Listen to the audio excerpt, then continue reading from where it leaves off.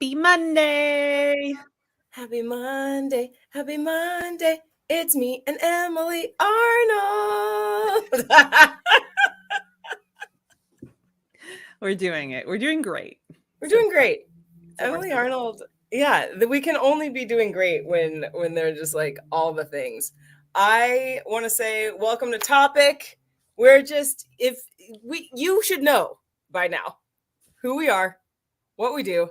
If not, look what we did. Look at the Look, things that we put look, down. we put our names, We we put put our our names right things. here.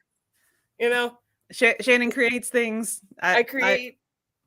I analyze behavior. It's Yeah, great. it's like what are we doing? And today, look, this is what I have for us. Oh, how do we connect when things are difficult? Yeah, Great topic. the topic is connection, y'all. The topic is connection. I was thinking, man, this is great. Like if this is great for us because this is the actual thought I was having, Emily, was when you are like saying this is what I need, or this is how I feel, or whatever. You're like really trying to communicate, and the person or the entity or the thing that you're trying to communicate to is like, I don't understand anything you're saying. Yep. I, uh-huh. And I Uh-huh. feel like, For context, journeyers, I have a 12-week-old baby, and he is in the phase of he does not know. I mean, it's kind of always been he doesn't know what he wants, but like these past like 3 days have been hardcore. yeah, Like I really don't know what I want, and nothing you can give me is right. you Uh, know, what a let's talk about it.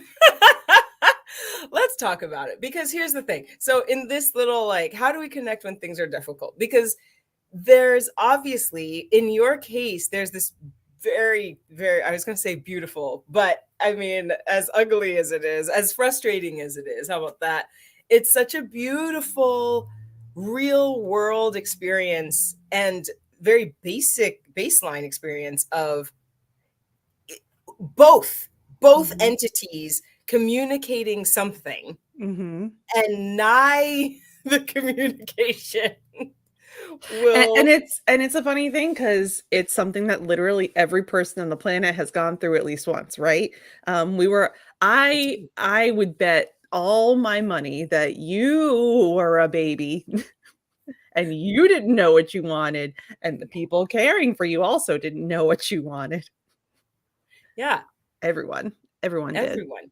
And the thing is with the baby has no logic, right? Or who listen, I'm not a baby scientist. If you're a baby scientist out there and you're watching and you're like, that's not true. Babies are able to play with blocks. That's not what I'm saying. What I'm saying Not my 12-week-old cannot play. Maybe maybe someone who's really advanced with like great motor skills. right, but we're not talking about that person right now. What we're talking about is the thing that what we're talking about is the inability for the baby to change its mode of communication. Mhm. That's what we're talking about. Inability. So when we're talking about this, how do we connect with things when things are difficult? We, the adult, right, the caretaker of this child, you talk. The caretaker of the child has to change their ways of communicating. Yay, Yeah, nay? and I think there is, because a baby is a sentient creature, even though it's more potato than human, Potato. at this point. Uh, he does have like some different things that he's trying, right? We both are trying different things, um, and from a behavioral perspective, right? We think Mhm. about the way that you normally do something to gain reinforcement or gain like the desired outcome. When that doesn't work, you generally try something different. And that's a pretty base level experience for most sentient creatures, right? Mhm. Um, Even with like, if you think about like your pets, right? If you're uh, anyone who has a pet who wants to get fed in the morning, Mhm. you know what happens when like when you don't get up the first time that they come into your room and like bark or meow at you is usually they'll do something even more annoying, right? And they'll pester you. So we all do this thing where we change our behavior to try to get desired results. Um, and when you have two different organisms who are doing that together and we're both trying to do different things, sometimes it is just like sometimes we're both trying Mhm. and we kind of have to both pay attention to each other, Ooh. see if we can catch anything, right? Um, what I'll give you the example about what literally just happened 15 minutes ago is I'm holding my little guy. We're breastfeeding, but today was he's not having it. Um and so like I held him on my chest and he started laying his head on my chest and then started sucking his hand and then just like kind of slowly started leaning to the side, like towards my breast. And so I was just kind of like navigating him there. So I was paying attention to his cues of like, okay, I'm calmer now. And now that I've tried this like self-soothing thing of sucking on my fingers, now I'm calm. Now I'm gonna try this thing where I kind of inch towards your boob. Can you pay attention to it? Yes, I can. Can I like get him there? And that Yes. finally like calmed down the Yes. whole thing. The whole Come thing. on. The He just whole wasn't thing. up for it in the second.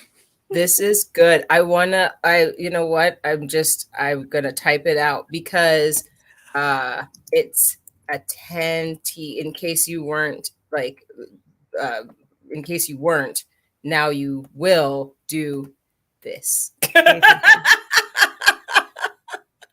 Pay attention to each Pay other. attention.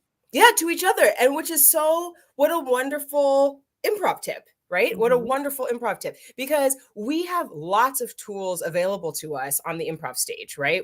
I tell my students and teachers and participants that it is possible to talk to the improviser under the character, right? So it is possible to pull down that character and just ask Emily, yo, Emily, I am What? I don't even where know what's are we? happening. Yeah. What's happening here? Yes, Uh-huh. it is possible to do that, but I've had many people, well, ah, I would never break the fourth wall that way. Fine. You don't want to break fourth walls? Then that's not us. This thing, pay attention, pay attention, pay attention, pay attention, pay attention, is going to be your next best bet, right? Mhm. What signals are your improvisers giving you? Where are they on stage? How are they indicating status? How are they indicating story? What are they doing? What tools are they using? Scene painting, going out into the audience, looking you in the eyeballs, slowing their tempo of speaking.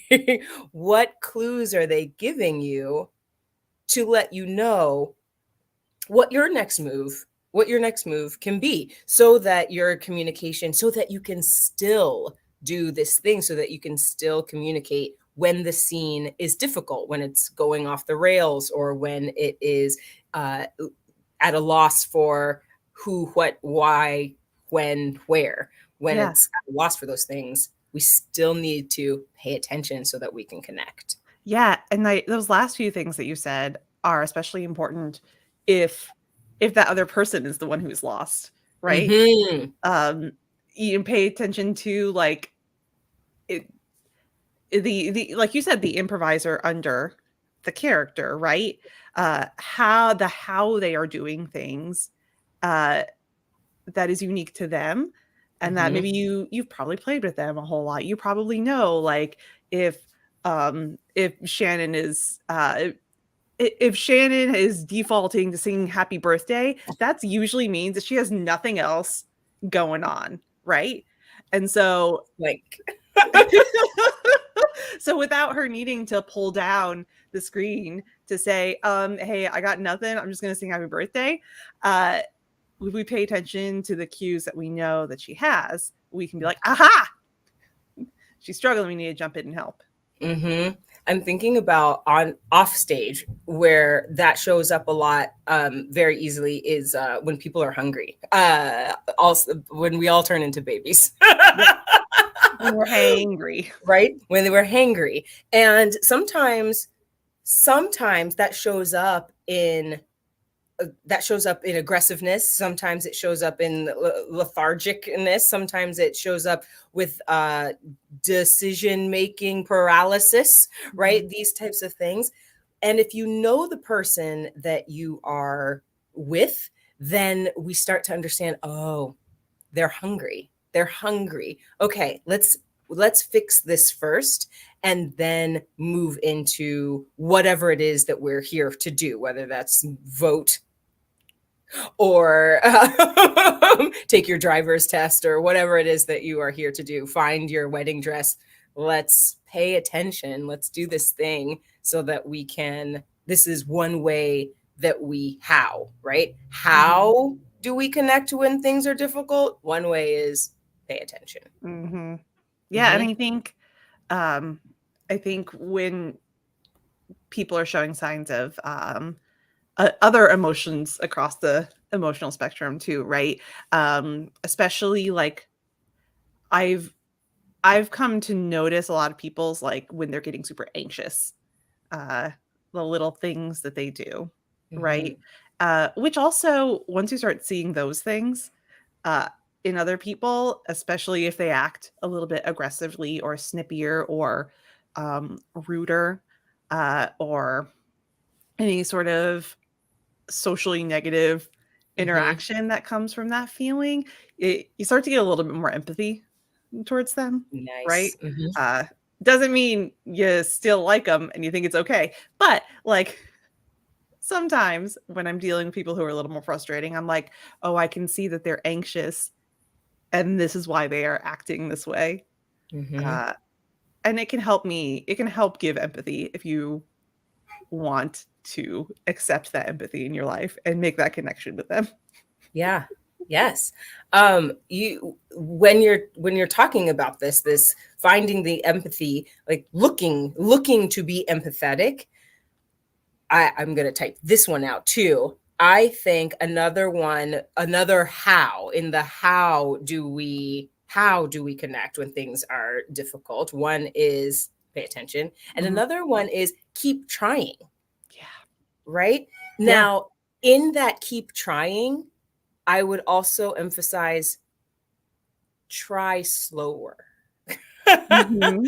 Try slower. One of the things an exercise that we do in improv is I can't there has many names so it doesn't matter, but basically two people sit across from each other. One person only has the reinforcement of saying beep, right? They think of something that they want their partner to do, and when the partner is trying it, right, running around trying, if they get close, this partner says beep, right? But we don't know what it is. So I could be just like touching my face, jumping up and down, Uh-huh. right? And what I have come to tell people is because what'll usually happen is they'll be doing all of these things and they'll get beeps, beep, beep, but they don't know where they got the beep, like what action drove their partner to say beep.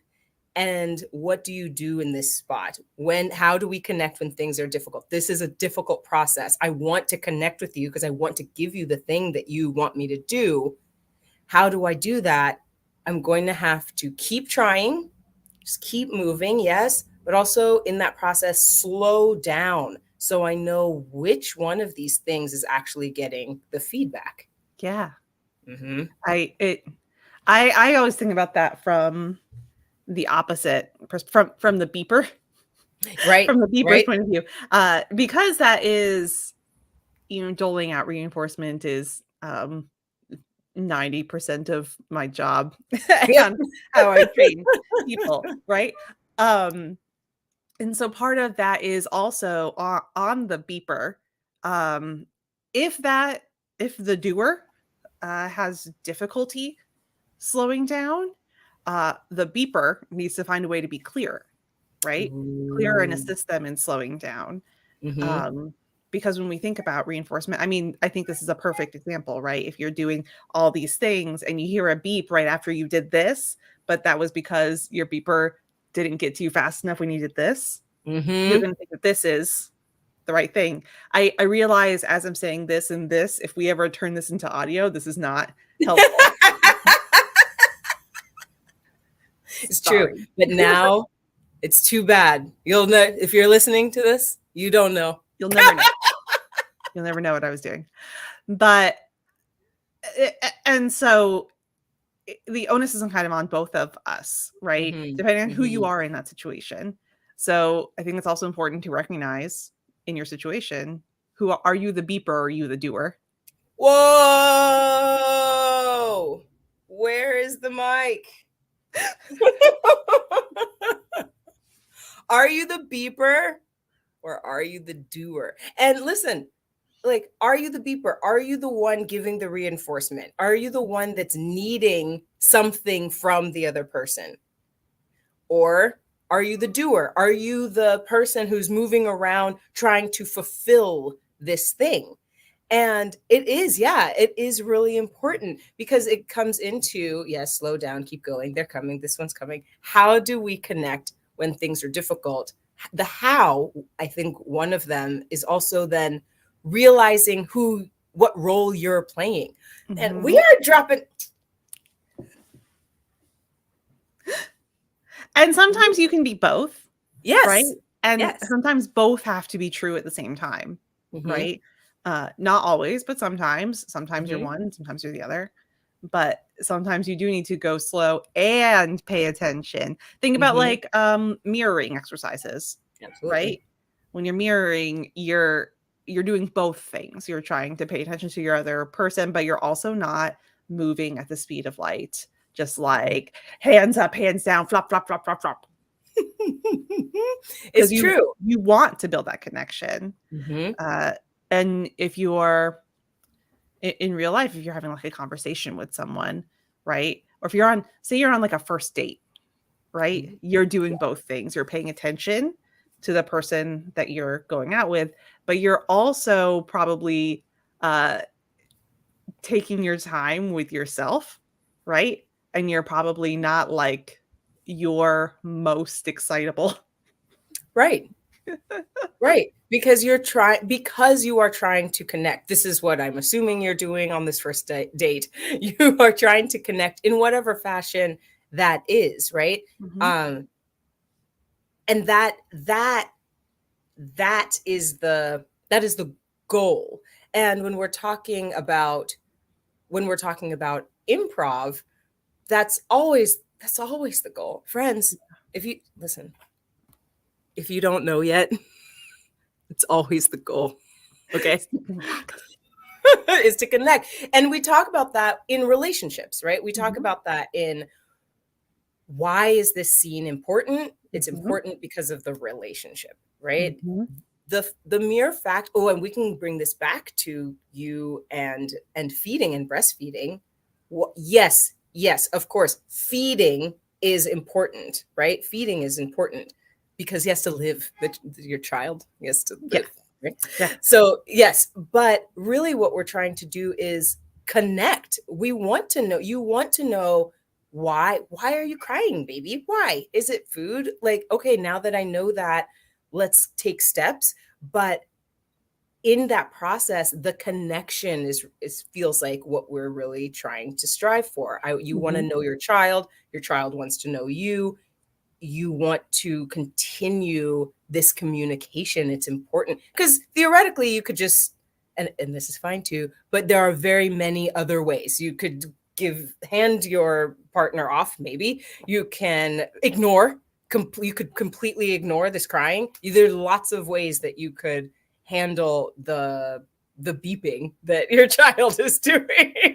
Right, exactly. And that's, I mean, that's part of the game, right? Is Yeah. trying to figure out because in that span of the, hour plus time that I spent before logging on, uh, we did try a lot of things, including passing him off to my husband, who is always the calming presence.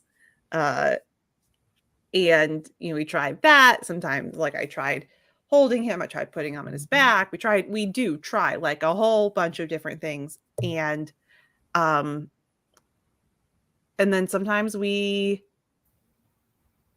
just keep trying. And sometimes we circle back to things Ooh, and then they work somehow. yes, yes. So this beeping thing is also, it's what you're explaining is that same game, right? Mhm. We try. I, I'm patting my head. This is me trying. This is me trying handing him off, right? This is me trying patting my nose. This is me trying putting him on his back. This is me trying laying him down. This is me trying, right? And then maybe you're getting some beeps, but you can't figure it out. And maybe we go back to patting my head. Like, this is me trying again. We're just going to go through what we've already been through. And on stage, that really looks like keeping it very simple. And the it is your scene, right? What is the it? Let's layer these things it doesn't have to be slow. I'm not talking about speed. I'm just talking about intention, right? Doesn't have to be slow, but let's layer it in. Who character, where, scene painting, relationship. Oh, we're muddled in relationship. Who are we? Where are we? Cool. We can revisit that so that we can glean from those two things what our relationship might be. Now that we have that, we can move forward into what the next thing is that we need to be aware of, or what the next thing is that we need to bring into our scene. Yeah, because it's likely that by the time you've cycled back, you're not doing or saying the exact same thing, Oh my right? gosh. You're probably even if you're saying the same words, probably with a different inflection, or different subtext, you're probably presenting it in a slightly different way. Mhm. In the case of cycling through things with the baby, sometimes it's just like the process of cycling, right? What comes right Mhm. before anteceding to that. So like um maybe just popping him on wasn't working, but then we like have to calm down for a few minutes and like reset ourselves and then do it. In a scene, it could be you like revisiting some sort of detail about the dentist office that you're in, Right. right? That suddenly could spark something in your scene partner. Wow. This is so good. Because we don't talk about cycling back a lot. We're so focused on like moving forward in the timeline on stage. And I'll tell you, on and off the stage, right? In relationships, it feels like, and whatever that relationship is, co-working, romantic, non-romantic, friendship, baby, mama, drama, like whatever it is, whatever Mhm. relationship you're having, we a lot of emphasis is put on moving forward, move forward. We're trying to get to a spot. But cycling back is so important, remembering that it's okay. Like, I've said this 100 times. Sure, just say it again. Say it 101. All Say right. it 101 times. And if what you've been saying is, I don't like horror movies. I don't like, why? I've said this 101 times. I don't like horror movies. Maybe try, horror movies make me feel uncomfortable. Maybe try, can we I would love to pick the movie this time. Maybe try any thousands of other ways to say the exact same thing. Mhm. Yeah, yeah, Mhm. absolutely. I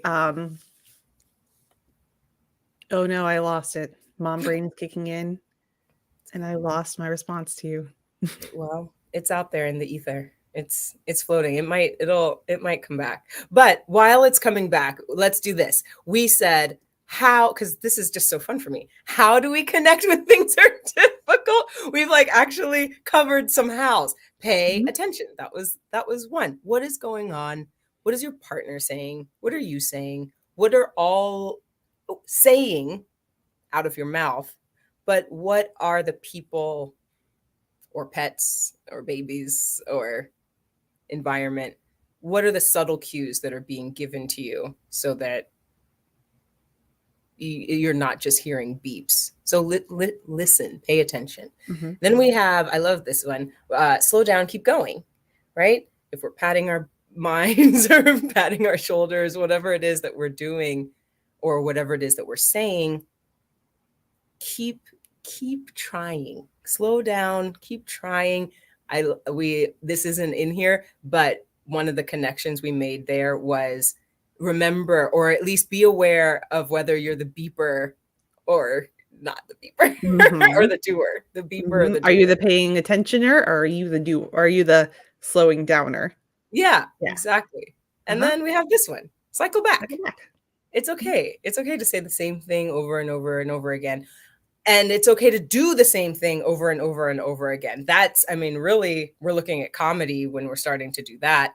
And we're also looking, when we're talking about on the stage, and we're also looking at grounding our scenes. Even though it feels like I said this already, your audience is right there with you on the speed. Like let them catch up. Let them hear what you have to say. Yeah. And just because you said it before doesn't mean, even if you do say it the same way, doesn't mean that they can't gain a new perspective on it too. Think about like, I think that's what I was thinking about was like Groundhog's Day. Oh.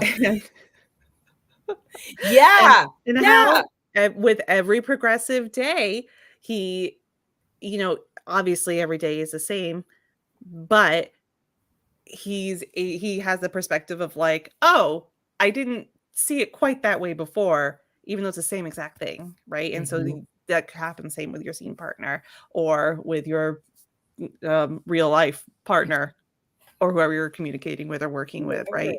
Oh, I didn't quite see it that way because the context around it is maybe different. You know, it's the 20th time that he's lived that day.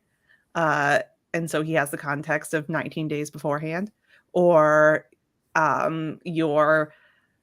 the person you're communicating with just got back from watching a documentary about cats and they're thinking about cats and somehow that helped. I don't know. Like sometimes context matters.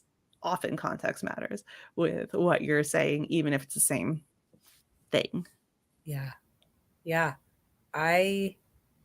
Context matters. In in behavior analysis 101, we talk about things like if you're at a restaurant and you order a glass of water, and you say that to the waiter, they'll bring you a glass of water. If you're at Home Depot and you ask someone who works there for a glass of water, it's the same behavior, but you're going to get a different result because it's a different context. Yeah, a very different result. I'm not sure what the result you're going to get is. my guess is probably like get it yourself. some water. Why don't you go buy yourself some? Yes. Okay. With the seconds we have left, I want to say having a conversation that is difficult with a partner in your house or bedroom and having that same conversation with a partner at a restaurant or in a park or your in-laws house or your in-laws house. Yeah. And I think what I'm really trying to get at is one more how. I know we'll get there. We'll wrap up. But this one more how in context or connected to what you're saying, like, yeah, if you're ordering a glass of water at a restaurant, you're going to get one result. And if you're ordering a glass of water at Home Depot, you're going to get another result. If you're having a difficult conversation in your bedroom, you're going to get one result. But if you're having a difficult conversation at a park, you're going to get another result. And they're the same conversation. And I think what I'm just trying to say is it's important to consider the context. Yes. When we are trying to connect. 1000%. Yeah. Look at how many hows we did. 4 hows. Pay attention, We did this. slow one. down, keep going, Yes. cycle back, Cycle back. and attend to the context. Attend to the context. Pro tip: know if you're the beeper or the doer. What a practical topic we had today. We had a great topic today. Let's see, something about connection. I mean, really, if you're gonna order water, if you have the balls to order water at Home Depot, you should have the balls to order water on and Off the stage. Bye. Bye.